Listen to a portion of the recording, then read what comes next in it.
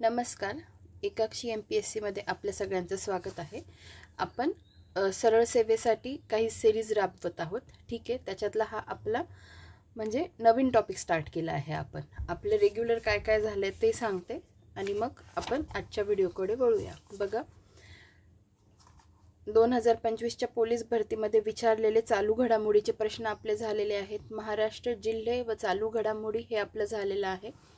त्यानंतर समाजसुधारक हे पण आपलं झालं आहे. समाजसुधारक आपलं एकाच व्हिडिओमध्ये कंप्लीट झालेला आहे.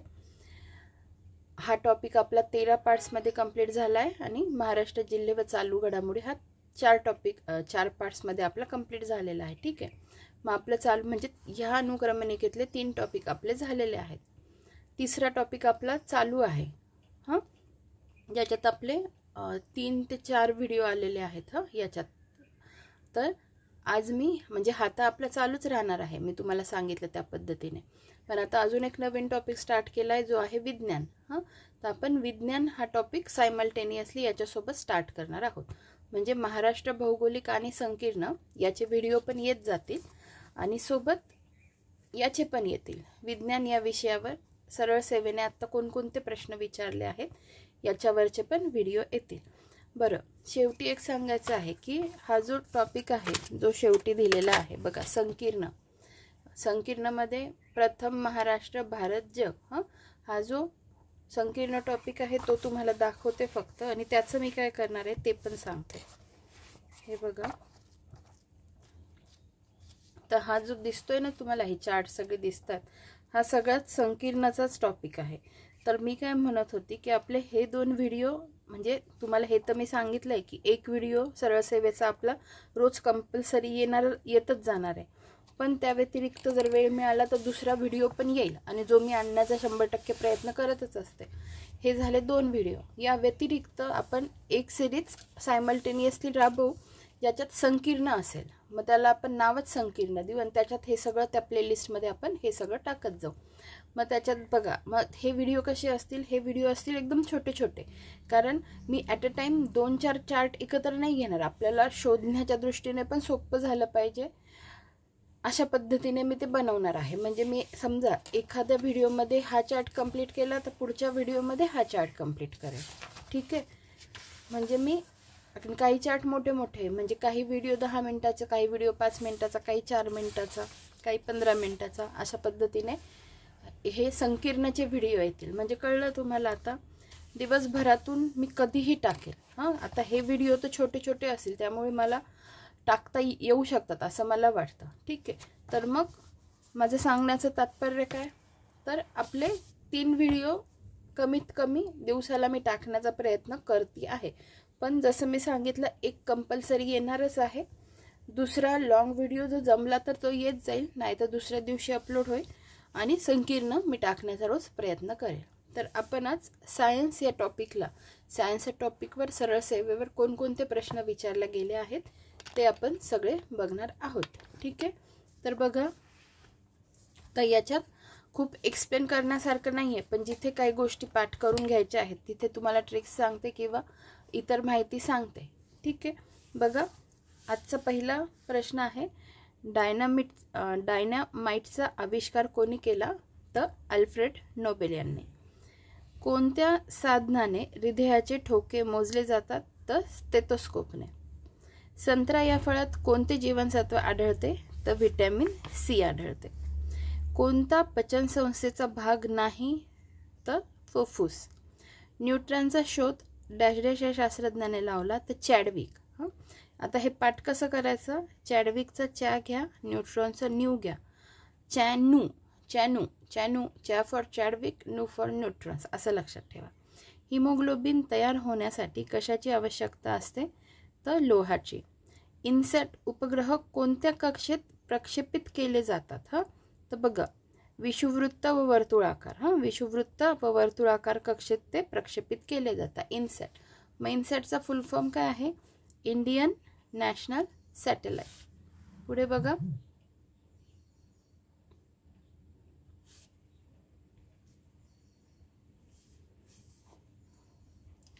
धोत्रा या वनस्पतीचे मूळ कोणत्या प्रकारचे असते, तर सोटमूळ. धोत्र्याचे मूळ सोटमूळ. मग आपल्याला नेमकं सोटमूळ काय असतं हे पण माहिती पाहिजे, म्हणून मी तुम्हाला पुस्तकातल्या काही गोष्टी दाखवते, तर त्या पण तुम्ही बघून घ्या.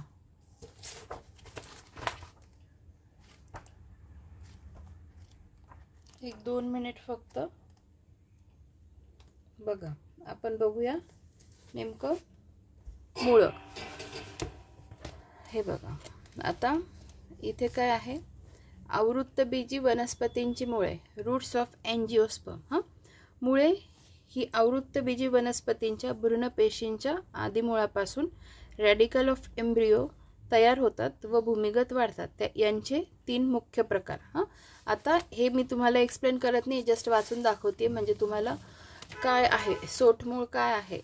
इथे बघा, आता इथे टॅपरूट म्हणजे काय, सोटमूळ असं असतं, म्हणजे एक मुख्य मूळ असतं आणि त्याला असे छोटे छोटे बाकीचे मूळ येतात.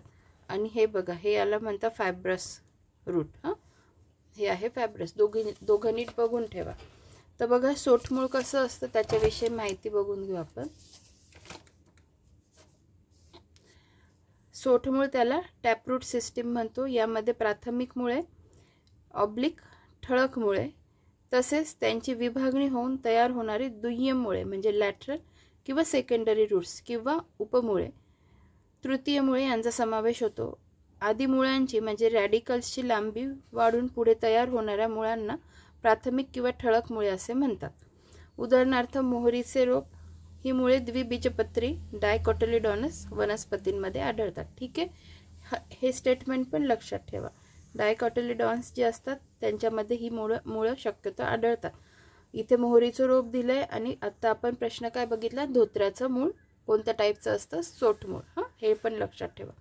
दुसरं बघून घ्या, तंतुमय मुळ. हे इकडे फायब्रस रूट आणि हे इकडे टॅप रूट. ठीक आहे, पुढे बघा, तंतुमय मुळे फायब्रस रूट सिस्टीम एकबीजपत्री. ठीक आहे, बघा एकबीजपत्री म्हणजे काय, मोनोकोटिलेडॉनस वनस्पतींमध्ये प्राथमिक मूळ हे अल्पायुषी असतात व त्या बदल्यात अनेक छोटी मुळे तयार होतात. ही मुळे खोडाच्या पायथ्यापासून उगम पावतात. उदाहरणार्थ काय, तर गहू. गहू हे लक्षात ठेवा. आणि पुढे बघा, आगंतुक मुळे ॲडव्हेंटिशियस रूट सिस्टीम. ही मुळे आदी मुळे सोडून इतर भागांपासून उगम पावतात. उदाहरणार्थ गवत, मॉन्स्टेरा किंवा याच्यात तुम्ही वटवृक्ष लक्षात ठेवा. तर अशा पद्धतीने आपण रूट सिस्टीम पण बघून घेतलेली आहे. पुढे बघा, पुढचा प्रश्न,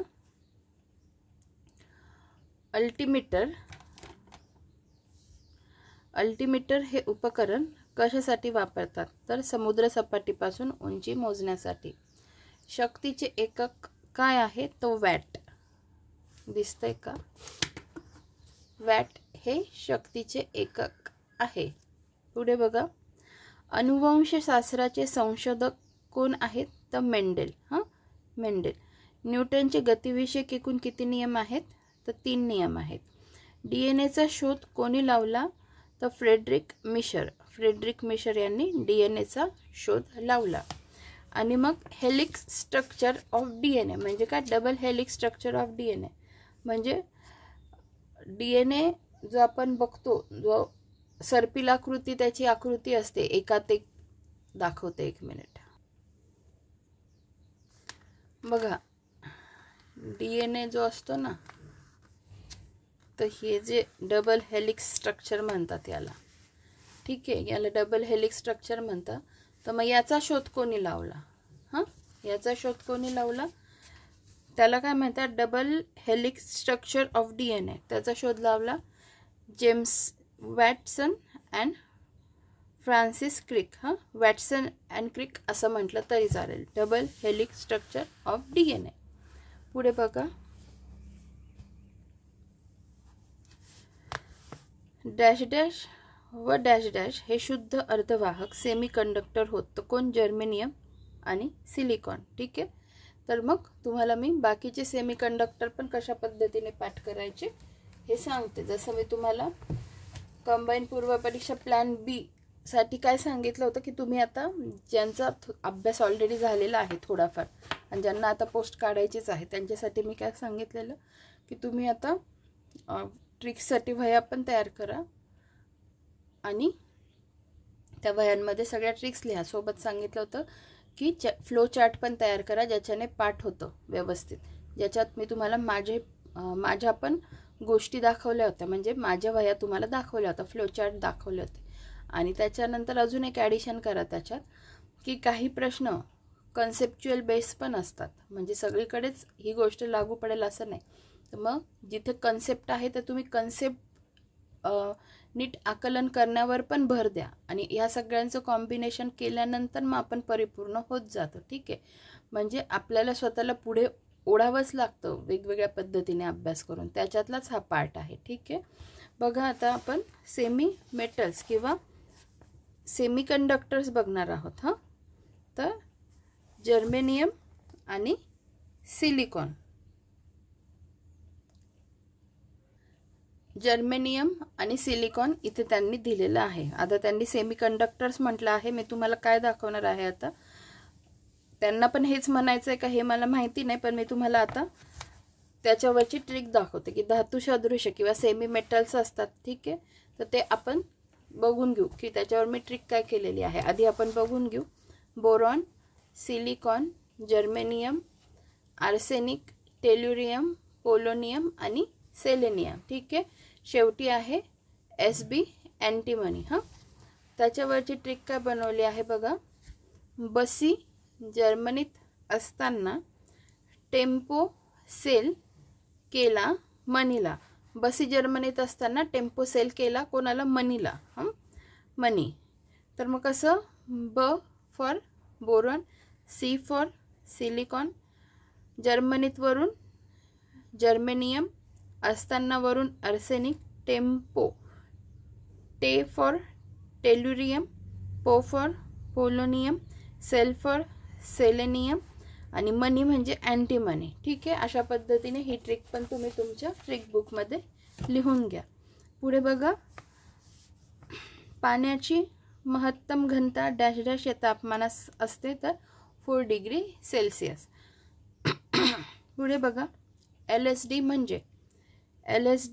म्हणजे लिसर्जिक ॲसिड डायइथिलमाइड. हां, बघा इथे मी इंग्लिशमध्ये लिहिलेलं आहे लिसर्जिक ॲसिड डायइथिलमाइड. हां, लिसर्जिक ॲसिड डायइथिलमाइड म्हणजे LSDचा फुल फॉर्म तुम्ही लक्षात ठेवा. पुढे बघा, कशामुळे मलेरियाचा प्रादुर्भाव होतो? ते ॲनाफिलिस डासाची जी मादी असते तिच्यामुळे मलेरियाचा प्रादुर्भाव होतो. पेनिसिलिनचा शोध कोणी लावला? तर अलेक्झांडर फ्लेमिंग यांनी लावला. जूल हे कशाचे एकक आहे? तर जूल हे ऊर्जेचे एकक आहे. नॉटिकल माईल हे अंतर मोजण्याचे एकक कुठे वापरतात? तर समुद्रामध्ये अंतर मोजणे. ठीक आहे. कोणत्या जीवनसत्वाच्या अभावामुळे वांझपणा येतो? तर व्हिटॅमिन ई मुळे. ठीक आहे. हवेमध्ये ऑक्सिजनचे प्रमाण किती टक्के असते? तर 21%. कोणत्या पदार्थावर चुंबकीय परिणाम होत नाही? तर रबर. युरियामध्ये कोणता अंश आढळतो? तर नत्र. अणुभट्ट्यांमध्ये इंधन म्हणून कशाचा वापर करता? युरेनियमचा. पाण्याचे अणुसूत्र काय आहे? तर H2O आहे. गोबर गॅस संयंत्रामधून कोणता वायू मिळतो? तर मिथेन वायू मिळतो. लैंगिक परिपक्वता येण्याच्या काळाला डॅश डॅश म्हणतात. तर काय? पौगंडावस्था. सर्वात मोठा कार्बन सिंक कोणता? तर महासागरे हे सर्वात मोठे कार्बन सिंक आहेत. पुढे बघा, सर्वसाधारणपणे निरपेक्ष आर्द्रता कशात मोजतात? तर kg/m³. चुनखडीस खूप उष्णता दिली असता डॅश डॅश वायू बाहेर पडतो?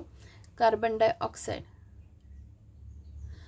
कच्च्या खनिज तेलापासून पेट्रोल, डिझेल, गॅस, रॉकेल, डांबर इत्यादी वेगळे तयार करण्यासाठी कोणत्या पद्धतीचा वापर करतात? तर भागशः ऊर्ध्वपातन. ठीक आहे. पुढे बघा, रबराचे व्हल्कनायझेशन या प्रक्रियेत डॅश डॅश बरोबर मिसळतात. तो गंधकाबरोबर मिसळतात. ठीक आहे. प्रकाशाचे अस्तित्व ज्या सूक्ष्म कणांमुळे तयार होते त्या कणांना काय म्हणतात? फोटॉन म्हणतात. गहू पिकातील कोणते जनुक गहू पिकातील कोणते जनुक पिकात बुटकेपणा आणण्यास कारणीभूत होते? तर नोरेन. ठीक आहे, नोरेन. पुढे बघा, डॅश डॅश हे हरितगृह वायू आहेत. तर कोणते? मिथेन आणि कार्बन डायऑक्साईड, CH4 आणि CO2. लंब दिशेने प्रयुक्त झालेल्या बलास काय म्हणतात? तर उत्प्लविता. लंब दिशेने प्रयुक्त झालेल्या बलास उत्प्लविता म्हणतात.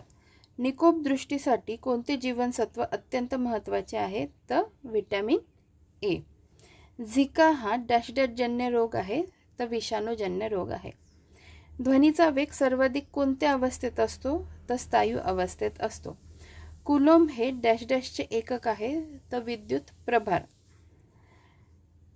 आता जसं कंबाईन ग्रुप सीला ध्वनीच्या वेगावर प्रश्न आला होता किंवा फ्रिक्वेन्सी किंवा हर्ट्स, त्याच्यावर तो जो सायन्सचा प्रश्न आला होता, तर त्याच्यात 4 स्टेटमेंट दिले होते आणि त्याच्यात हे स्टेटमेंट होतं एक. हे स्टेटमेंट त्यांनी चुकीचं बनवून दिलं होतं आणि ह्या स्टेटमेंटवर अख्खा प्रश्न सुटत होता. मी तुम्हाला आधीच्या व्हिडिओमध्ये ऑलरेडी हे दाखवलं आहे. तर मला सांगायचं काय होतं की ह्या छोट्या छोट्या गोष्टी आपल्याला माहिती पाहिजे की हे एक स्टेटमेंट माहिती असून आपल्याला, म्हणजे 4 स्टेटमेंट जरी माहिती नसते आणि हे या एका सोप्या स्टेटमेंटवर आपल्याला पूर्ण प्रश्नाचं उत्तरापर्यंत आपण डायरेक्ट पोहोचत होतो. पुढे बघा, कुलोम हे डॅश डॅशचे एकक आहे. तर विद्युत प्रभाराचे. कोणत्या वायूमुळे पृथ्वीचे वातावरण उबदार आहे? तर कार्बन डायऑक्साईड. अंड्यातील कोणत्या भागात प्रमुखतः प्रथिने असतात ज्यामुळे त्याला पूर्णान्न म्हणतात? तर पांढरा बलक. पुढे बघा, वस्तूचे वजन सर्वात जास्त असते. डॅश डॅश वस्तूचे वजन सर्वात जास्त असते, म्हणजे पृथ्वीच्या ध्रुवांवर वस्तूचे वजन सर्वात जास्त असते. परिपथामध्ये असलेले विद्युत धारेचे अस्तित्व ओळखण्यासाठी कोणत्या उपकरणाचा वापर होतो? तर गॅल्व्हॅनोमीटरचा. ठीक आहे, गॅल्व्हॅनोमीटरचा.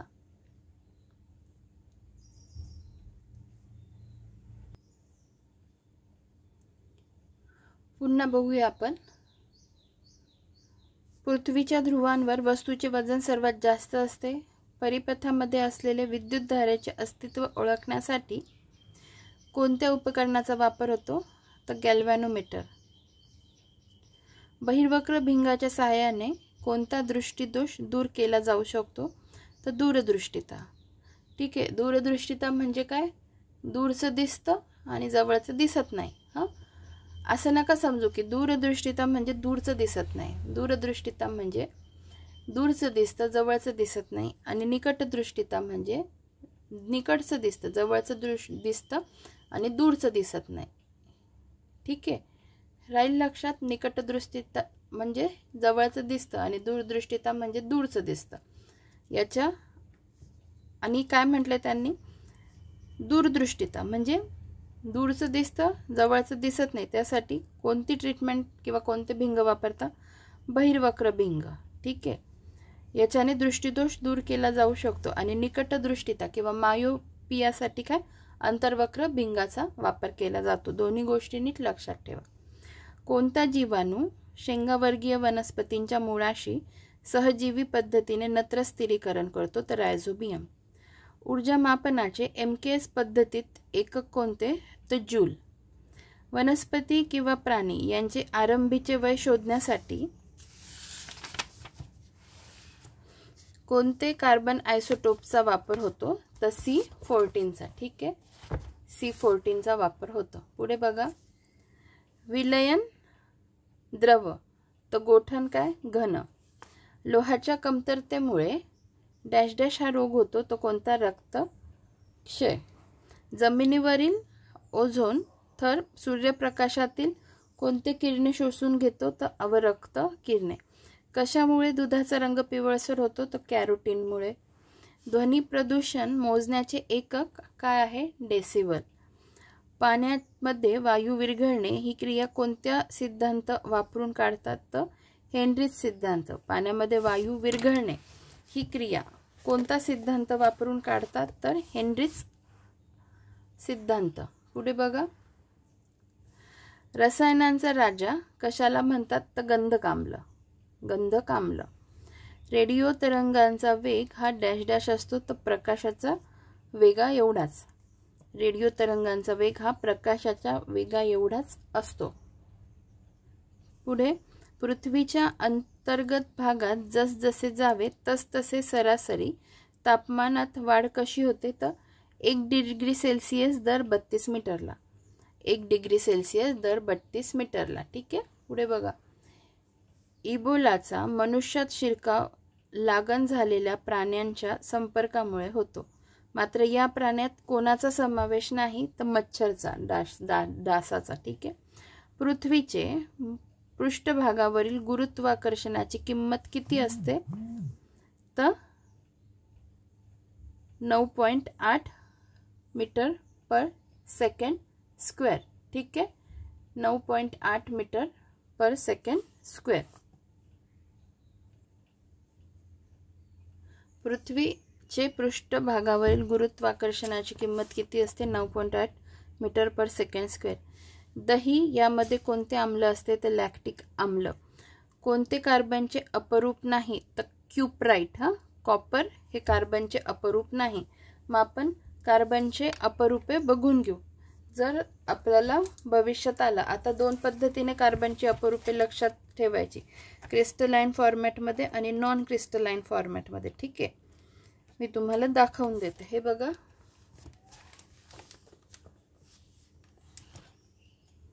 दिसतंय. कार्बनचे स्फटिकी म्हणजे क्रिस्टलाइन अपरूपे आणि कार्बनचे अस्फटिकी अपरूपे म्हणजे नॉन क्रिस्टलाइन.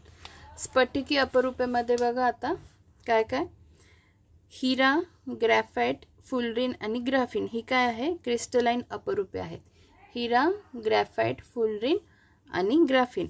आणि नॉन क्रिस्टलाइन कोणत्या येतील, अँथ्रासाइट, बिटुमिनस आणि लिग्नाइट. अँथ्रासाइट, बिटुमिनस आणि लिग्नाइट ही काय आहे, नॉन क्रिस्टलाइन. ठीक आहे. आपण पुढच्या प्रश्नाकडे आता वळूया.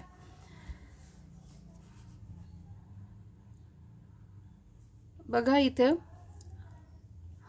हे झालं. आता अणूच्या केंद्रकात मुख्यत्वे डॅश डॅश असतात, तर इथे प्रोटॉन आणि इलेक्ट्रॉन म्हटलेलं आहे, पण इलेक्ट्रॉन हे बाजूला फिरत असतात साईडने, म्हणून इलेक्ट्रॉन नाही. तर अणूच्या केंद्रकात मुख्यत्वे कोण कोण असतं, प्रोटॉन आणि न्यूट्रॉन असतं. मी तुम्हाला दाखवून देते, 1-2 मिनिट. हे बघा, आता हे आहे केंद्रक, हा आहे अणू. ठीक आहे. आणि हे आहे अणूचे केंद्रक. मग इथे केंद्रकात असतो प्रोटॉन आणि न्यूट्रॉन. ठीक आहे. न्यूट्रॉनवर कोणताही भार नसतो, प्रोटॉनवर पॉझिटिव्ह असतो आणि इलेक्ट्रॉनवर निगेटिव्ह असतो. आणि मग हे जे बाकीच्या कक्षा असतात याच्यात इलेक्ट्रॉन असतो. काहींना 1 कक्षा असते, काहींना 2 असतात, काहींना 3 असतात. अशा पद्धतीने हे जे इलेक्ट्रॉन असतात असा असतो अणू. म्हणून साईडला म्हटलं तर इलेक्ट्रॉन, मध्ये असतात केंद्रकामध्ये विचारलं तर प्रोटॉन आणि न्यूट्रॉन. ठीक आहे.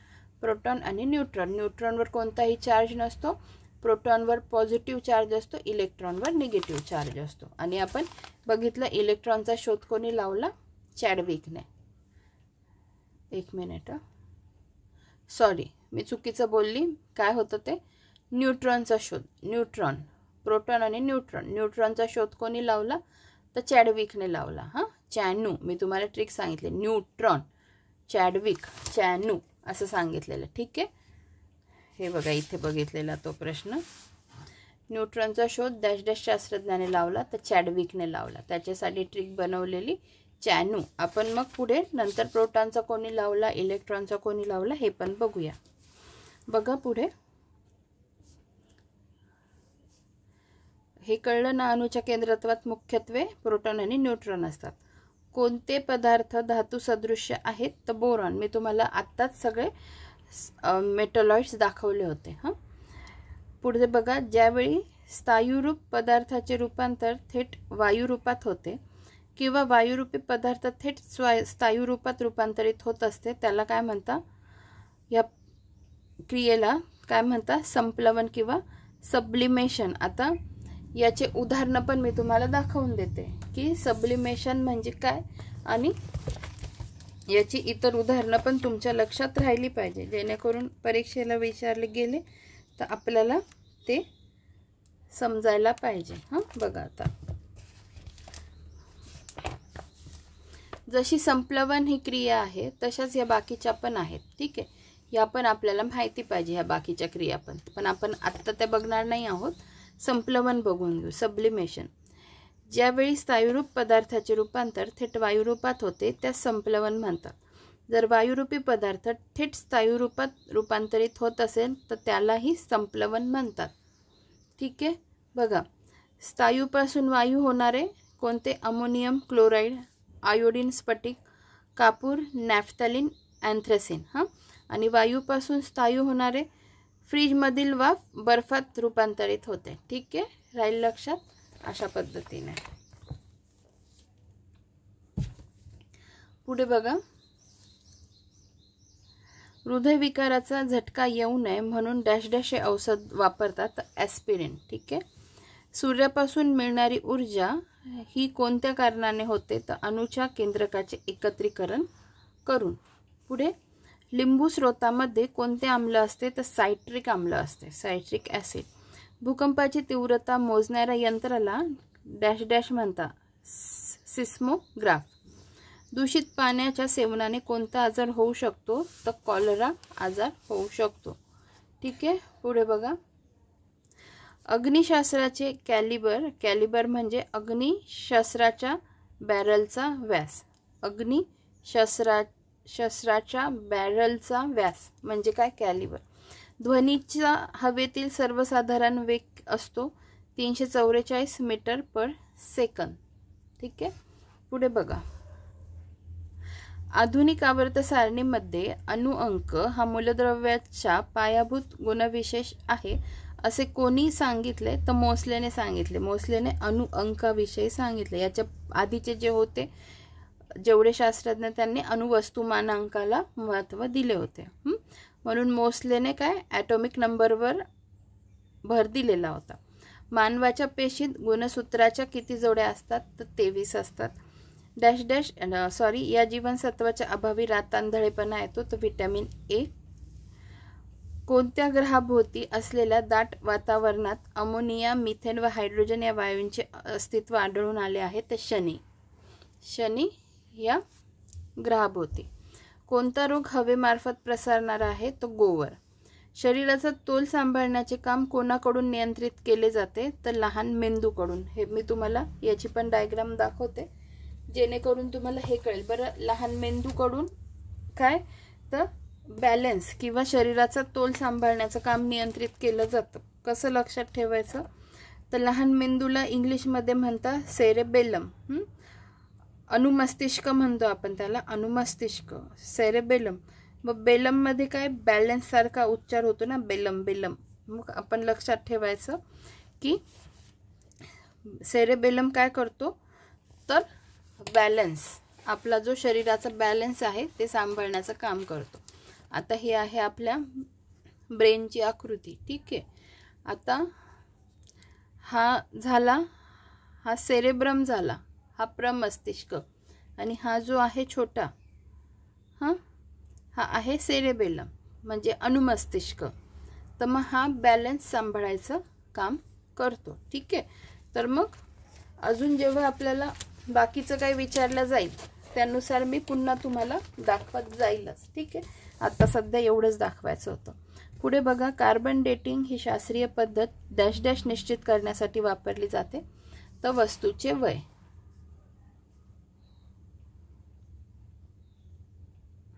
पुढे बघा. यकृत हा अवयव शरीरातील कुठल्या संस्थेशी संबंधित आहे? तर पचन संस्था. दुधाचे दही होणे यास कोणता बदल म्हणतात? तर रासायनिक बदल. लोखंडाची घनता पाण्याच्या घनतेपेक्षा जास्त असते परंतु पाऱ्याच्या घनतेपेक्षा कमी असते. म्हणून लोखंडी खिळा पाण्यात डॅश डॅश परंतु पाऱ्यात डॅश डॅश. म्हणजे लोखंडी खिळा पाण्यात बुडतो तर पाऱ्यात तरंगतो. ठीक आहे. पुढे बघा. अँटीरेबीजच्या शोधाचे जनक कोण आहेत? तर लुई पाश्चर. दुधाचे दह्यामध्ये रूपांतर याद्वारे केले जाते तर जीवाणूद्वारे. दूरध्वनीमध्ये विजेच्या कोणत्या परिमाणाचा उपयोग करून घेतला जातो? तर चुंबकीय. गुरुत्वाकर्षणाचे नियम सर्वप्रथम कोणी मांडले? तर न्यूटनने मांडले. ड्राय आईस काय असतो? तर कार्बन डायऑक्साईड. शेतीसाठी उपयुक्त असे वर्मी कंपोस्ट हे खत कोणत्या कृमीपासून मिळवले जाते? तर गांडुळापासून मिळवले जाते. मधुमेह विकारामध्ये डॅश डॅशचा वापर केला जातो, तर इन्शुलिनचा वापर केला जातो. रक्त गोठवण्याच्या क्रियेत फायब्रिनोजनचे रूपांतर कशामुळे होते? फायब्रिनमुळे. सजीवांना जिवंत राहण्यासाठी हवेतील कोणत्या वायूचा उपयोग होतो? तर ऑक्सिजनचा उपयोग होतो. होमिओपॅथीचे जनक कोण आहेत? Sir Hahnemann. डेसिबल हे डॅश डॅश या मापनाचे एकक आहेत, तर आवाज. पुढे बघा, गाजरामध्ये कोणते व्हिटॅमिन किंवा जीवनसत्व असते? तर व्हिटॅमिन ए. पानांमध्ये हरितद्रव्य तयार होण्यास काय आवश्यक असते? तर सूर्यप्रकाश. कोणत्या द्रव्यांमुळे झाडाची पाने हिरवी दिसतात? तर क्लोरोफिलमुळे. 1-2 मिनिट फक्त.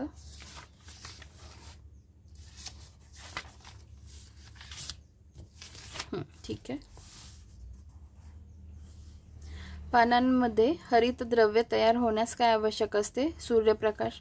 कोणत्या द्रव्यांमुळे झाडाची पाने हिरवी दिसतात? क्लोरोफिल. कोणत्या जीवनसत्वामुळे हाडे बळकट होतात? तर जीवनसत्व ड. ठीक आहे, ड जीवनसत्वामुळे. दूधमध्ये कोणता घटक जास्त प्रमाणात असतो? तर कॅल्शियम असतो. वातावरणात सर्वात जास्त प्रमाण कोणत्या वायूचे आहे? तर नायट्रोजनचे. डॅश डॅश यांनी रक्ताभिसरणाचा महत्त्वपूर्ण शोध लावला? तर डॉक्टर विल्यम हॉर्वे यांनी. ड जीवनसत्वाच्या अभावामुळे लहान मुलांना कोणता आजार संभवतो? तर मूळदोष, त्याला रिकेट्स म्हणतात इंग्लिशमध्ये. डायबिटीस विकाराच्या व्यक्तीच्या रक्तातील कोणता घटक नियंत्रणात राहत नाही? तर शर्करा. खाण्याचा सोडा म्हणजे काय? तो सोडियम बायकार्बोनेट. कोणता पदार्थ प्रथिनयुक्त पदार्थ नाही? तर भात. लहान मुलांमध्ये मूळदोष हा विकार कोणत्या जीवनसत्वाच्या अभावामुळे होतो? तर ड जीवनसत्व. टेलिफोनचा शोध कोणी लावला? सर अलेक्झांडर ग्रॅहम बेल यांनी लावला. पुढे बघा, हवेचा दाब मोजण्यासाठी कोणते उपकरण वापरतात? बॅरोमीटर. डॅश डॅश या वायूमुळे 1984 साली भोपाळ येथे दुर्घटना झाली आणि अनेकांना आपला जीव गमवावा लागला. तर मिथिल आयसोसायनाइड. पोलाद हे संमिश्र कशापासून बनवतात? लोह आणि कार्बन यांच्यापासून. ठीक आहे. आता हे जे संमिश्र आहेत याच्यावर 100% राज्यसेवेला पण प्रश्न आलेले आहेत आणि कंबाईनला खूप वेळा आलेले आहेत. तर आपण एक व्हिडिओ याच्यावर आणू की हे ट्रिक्सच्या स्वरूपात कसे पाठ करायचे, जेणेकरून आपला हा प्रश्न जाणार नाही. पोलाद हे संमिश्र कशापासून बनवतात? लोह आणि कार्बनपासून. स्कर्वी हा विकार कोणत्या जीवनसत्वा अभावी होतो? तर व्हिटॅमिन सीच्या अभावी होतो. व्हिटॅमिन सी क जीवनसत्व. हवेचा वाऱ्याचा वेग मोजण्यासाठी कोणते उपकरण वापरतात? तर ॲनिमोमीटर. ॲनिमोमीटर हे उपकरण वापरतात. रक्तदाब मोजण्यासाठी कोणते उपकरण वापरतात? तर स्पिग्मोमॅनोमीटर. स्पिग्मोमॅनोमीटर. ठीक आहे, स्पिग्मोमॅनोमीटर दिसलं. पुढे बघा, कोणता संसर्गजन्य रोग नाही? तर मधुमेह. कांदा कापताना डॅश डॅश हा वायू बाहेर आल्याने डोळ्यास पाणी येते, तर अमोनिया नाही आहे त्याचं उत्तर. तर सल्फर कंटेनिंग गॅस असतो किंवा सल्फर म्हटलं तरी चालेल. पुढे बघा, डॅश डॅश या रक्तगटाच्या व्यक्तीस इतर कोणत्याही रक्तगटाच्या व्यक्तीचे रक्त चालू शकते, म्हणून त्या सर्व योग्य ग्राहक असे म्हणतात. म्हणजे त्यांना सगळ्या गटांचे रक्त चालतात. असा कोण आहे? AB positive. पुढे बघा, आणि पुढे एक प्रश्न आहे तो पण आपण लगेच बघून घेऊ. तो प्रश्न काय आहे? हा झाला युनिव्हर्सल ॲक्सेप्टर जो AB पॉझिटिव्ह आहे, आणि युनिव्हर्सल डोनर बघा, डॅश डॅश रक्तगटाचे रक्त इतर कोणत्याही रक्तगटाच्या व्यक्तीस चालते, म्हणून या रक्तगटाच्या व्यक्तीस युनिव्हर्सल डोनर असे म्हणतात. असा कोण? तो O रक्तगट. ठीक आहे. पुढे बघा, बाष्पीभवनाचा वेग हा डॅश डॅश बदलावर असतो, तर कशावर? बघा, पृष्ठभागाचे क्षेत्रफळ, तापमान, आर्द्रता, वाऱ्याचा वेग, या सगळ्या गोष्टींवर. बघा पुढे, कोणत्या लसीमुळे अर्भक व लहान मुलांमध्ये क्षयाचा प्रतिबंध करता येतो? तर BCG या लसीमुळे. घरातील सर्व विद्युत उपकरणे डॅश डॅश दाखवितात, तर एक सर्व समांतर जोडणी. लोखंडी नळ गंजू नये यासाठी त्यावर जस्ताचा इन ब्रॅकेट झिंकचा थर चढवता या प्रक्रियेस म्हणतात गॅल्वनायझेशन. आपण त्याची डेफिनेशन थोडीशी बघून घेऊ. गॅल्वनायझेशनची डेफिनेशन बघा. गॅल्वनायझेशन और galvanization is the process of applying a protective zinc coating to iron और स्टील टू प्रिव्हेंट रस्टिंग. ठीक आहे. The most common method is hot dip galvanizing in which steel sections are submerged in a bath of molten zinc. कळलं असेल तुम्हाला. पुढे बघा. म्हणजे गंजू नये त्याच्यासाठी ह्या गोष्टी केल्या जातात. संत्रीमध्ये कोणते आम्ल असते तर सायट्रिक आम्ल असते. पुढे बघा. डॅश डॅश रक्तगटाचे रक्त इतर कोणत्याही रक्तगटाच्या हे झालंय आपलं युनिव्हर्सल डोनर ओ. गुरुत्वाकर्षणाचा सिद्धांत कोणी मांडला? न्यूटनने मांडला. अग्निबाणाच्या गतीसाठी वापरलेले तत्व न्यूटनच्या डॅश डॅश नियमावर आधारित आहे. तर तिसऱ्या. लाल काचेमधून पाहिल्यास झाडाची हिरवी पाने डॅश डॅश रंगाची दिसतात तर काळ्या रंगाची दिसतात. मोत्यांमधील रासायनिक घटक कॅल्शियम कार्बोनेट CaCO3. विद्युत घंटेमध्ये विद्युत ऊर्जेचे रूपांतर डॅश डॅश होते तर ध्वनी ऊर्जेत होते. ठीक आहे. विद्युत घंटेमध्ये विद्युत ऊर्जेचे रूपांतर ध्वनी ऊर्जेत होते. विषाणू हे इतके सूक्ष्म असतात की ते फक्त डॅश डॅशच्या सहाय्याने दिसू शकतात तर मायक्रोस्कोपच्या सहाय्याने. पुढे बघा. प्रेशर कुकरच्या झाकणावर एक छोटे वजन बसवतात. त्यामुळे वाफेचा दाब वाढतो कारण डॅश डॅश वाफ निसटून जाऊ शकत नाही. सर्वसामान्य निरोगी माणसाचा रक्तदाब 120/80 mm of Hg असतो. ठीक आहे. खांद्याचा सांधा हे डॅश डॅश या प्रकारच्या सांध्याचे उदाहरण आहे तर उखळीचा सांधा.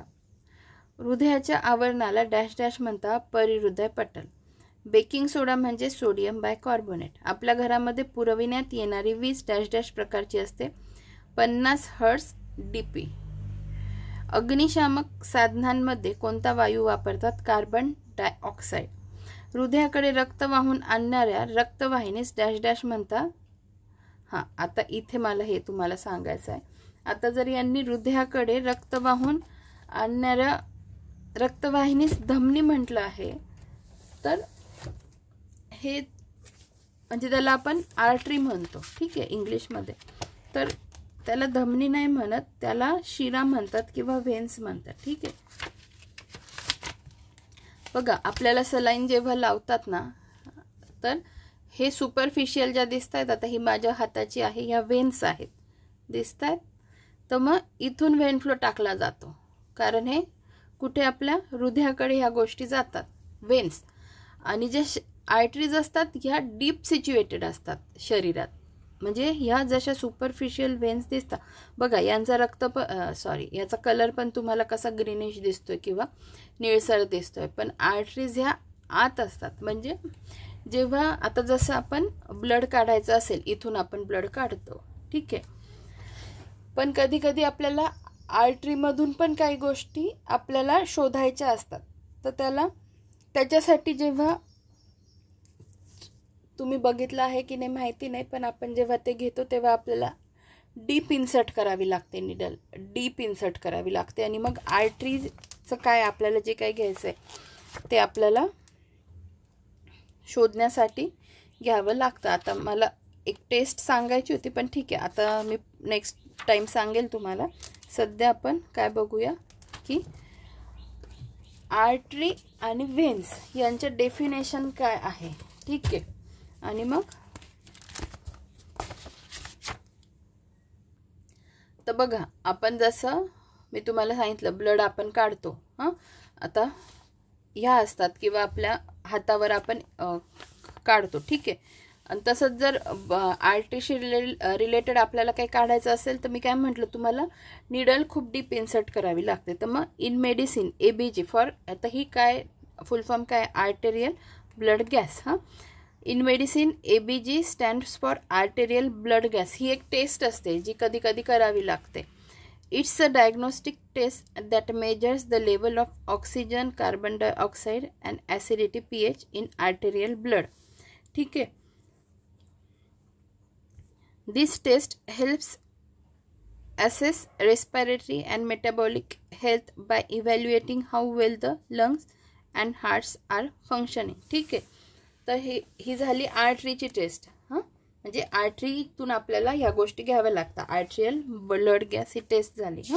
आता आपण बघून घेऊ धमनी म्हणजे आर्टरी म्हणजे काय. बघा आता इथे दिलेलं आहे, ज्या रक्तवाहिन्या हृदयापासून दूर इतर अवयवाकडे जातात त्यांना काय म्हणतात, धमनी म्हणतात. आणि याच्यात काय दिलंय बघा की हृदयाकडे रक्त वाहून आणणाऱ्या रक्तवाहिनीस धमनी म्हणतात, तर नाही त्यांना शिरा म्हणतात. त्यामुळे तुम्ही ही गोष्ट लक्षात ठेवा. ठीक आहे. धमनी ऑब्लिक रोहिणी आर्टरी, ज्या रक्तवाहिन्या हृदयापासून दूर इतर अवयवांकडे जातात त्यांना धमनी म्हणतात. ठीक आहे.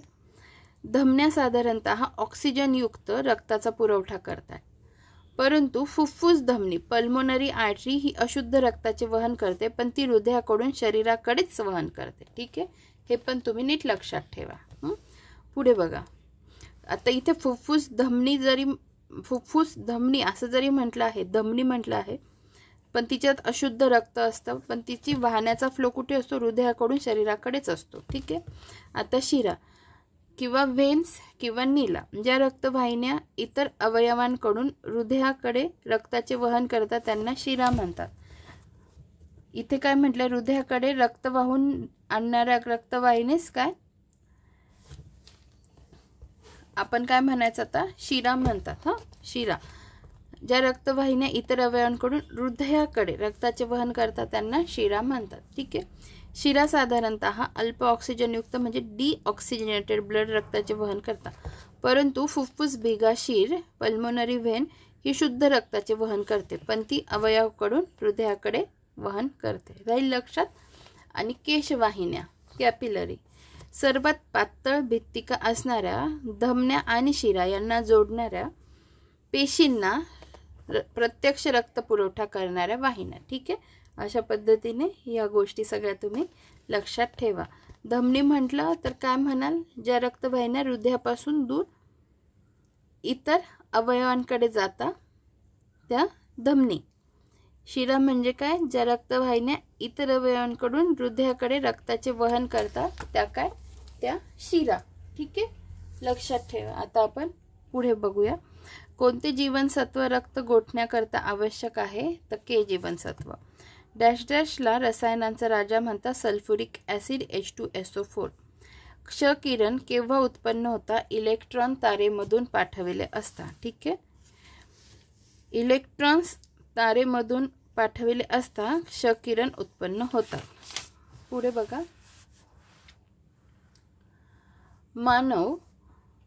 मानवी कान सामान्यतः किती डेसिबल पर्यंतचा ध्वनी सहन करू शकतो, तो 80 डेसिबल 80 डेसिबल. मेणबत्त्या आणि सौंदर्य प्रसाधने कशाशी बनलेली असतात, तर पॅराफिन मेणापासून. पुढे बघा. स्वयंपाकघरात चिंचेबरोबर डॅश डॅश वापरल्यामुळे मानवी शरीराचा pH नियंत्रित ठेवण्यास मदत होते, तर हिंग. भारतीय प्रमाण वेळ व ग्रीनविच मीन टाइम यात किती अंतर आहे, 5.5 तासाचं. भारतीय प्रमाण वेळ IST म्हणजे इंडियन स्टँडर्ड टाइम. 1984 सालच्या भोपाळ गॅस दुर्घटनेस कोणता वायू कारणीभूत होता, तर मिथिल आयसोसायनाइड. ठीक आहे. बघा. व्हिटॅमिन क, व्हिटॅमिन सी अभावी कोणता आजार होतो, स्कर्वी. कोणत्या तापमानाला सेल्सिअस व फॅरनहाइट ही दोन्ही सारखे असतात, 40 डिग्रीला. पुढे बघा. गॉयटर या थायरॉइड ग्रंथीच्या एका आजारावरील उपचारामध्ये कोणत्या मूलद्रव्यांचा वापर होतो. गॉयटर या थायरॉइड ग्रंथीच्या एका आजारावरील उपचारामध्ये कोणत्या मूलद्रव्याचा वापर होतो, तर आयोडीनचा. सोने या मूलद्रव्याची रासायनिक संज्ञा कोणती, तर AU. ऑक्सिजनच्या अणूतील इलेक्ट्रॉन्सची संख्या किती, तर 8. डॅश डॅश या इटालियन शास्त्रज्ञाने दुर्बिणीचा शोध लावला, तर गॅलिलिओने. पुढे बघा. औद्योगिक क्रांतीच्या कालखंडात डॅश डॅश याने टेलिफोनचा शोध लावला, तर अलेक्झांडर ग्रॅहम बेल. डॅश डॅशचा वेग सर्व भूकंप लहरीमध्ये सर्वाधिक असून जास्त घनतेच्या माध्यमातून जाताना त्यांचा वेग वाढतो. तर प्राथमिक लहरी. उच्च दर्जाचे लोखंड निर्मितीसाठी कोणता धातू वापरला जातो? तर मॅंगनीज धातू वापरला जातो. ऑलिव्ह रिडले ही कशाची जात आहे? तर कासवाची. बेरीबेरी हा आजार कोणत्या जीवनसत्वा अभावी होतो? तर इथे बी आहे, बी मुळे, पण बी मध्ये पण कोणतं? तर B1 ज्याला आपण थायमिन म्हणतो. थायमिन, त्याच्यामुळे बेरीबेरी हे आजार होतो. समजा in detail B1चेच B1, B3, B2 असे दिले, B9, B12, त्याच्यातलं B1 मुळे बेरीबेरी होतं, हे लक्षात ठेवा. B1ला म्हणतात थायमिन. सकाळी सूर्यप्रकाशामध्ये त्वचेच्या खाली कोणते जीवनसत्व तयार होते? तर व्हिटॅमिन डी. ठीक आहे. अशा पद्धतीने सायन्सचे प्रश्न आपले आजचे झालेले आहेत आणि याच पेजवर ही जे बाकीचं GK दिलंय ते पण आपण लगेच बघून घेऊ. महाराष्ट्रातील घारापुरी हे ठिकाण कोणत्या नावाने प्रसिद्ध आहे? एलिफंटा बेट. नोबेल पारितोषिक मिळालेले पहिले भारतीय कोण होते? रवींद्रनाथ टागोर. 1535 मध्ये पोर्तुगालद्वारे काबीज करण्यापूर्वी मुंबई वर्तमान क्षेत्रावर कोणाची सत्ता होती? गुजरातची सल्तनत. आणि भारतातील सर्वोच्च शौर्य गॅलंट्री पुरस्कार कोणता आहे? तर परमवीर चक्र. ठीक आहे. अशा पद्धतीने आपला आजचा व्हिडिओ झालेला आहे. दिवसभरात वेळ मिळेल तसे व्हिडिओ मी अपलोड करण्याचा नक्कीच प्रयत्न करेल. तुम्ही लक्ष राहू देत जा. टेलिग्रामला पण नोटिफिकेशन टाकत जाईल, त्यामुळे टेलिग्राम जॉईन करून ठेवा. टेलिग्रामची लिंक डिस्क्रिप्शन बॉक्समध्ये मी प्रत्येक व्हिडिओच्या खाली देत असते आणि कम्युनिटी पोस्टवर पण लक्ष राहू देत जा. ठीक आहे. तर अशा पद्धतीने आपला आजचा व्हिडिओ इथेच समाप्त होतो. आपण लवकरच भेटूया पुढच्या व्हिडिओमध्ये. धन्यवाद.